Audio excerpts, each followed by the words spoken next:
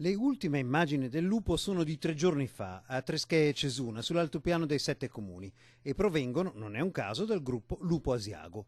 Se ne va in giro tranquillamente per strada, per nulla intimorito dall'essere in una zona densamente urbanizzata. Le ultime predazioni, sempre in altopiano, erano di 2 giorni prima, nella zona di Valbella e Col del Rosso, a Gaglio, anche qui molto frequentata dai turisti.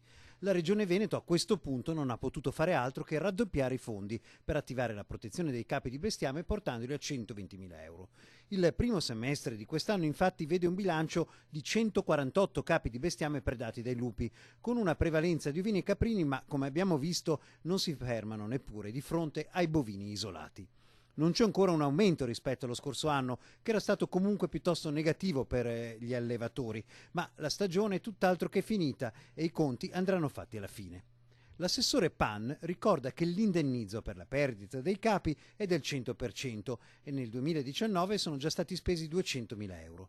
L'80% delle predazioni avviene, ricorda sempre il responsabile dell'agricoltura in regione, soprattutto quando il bestiame è privo di protezione, a cominciare da recinzioni mobili. Il sindaco di Gaglio, Emanuele Munari, ricorda però che le protezioni in una zona come quella dell'altopiano con 70 malghe sono praticamente impossibili da realizzare perché comporterebbero centinaia di chilometri di barriere.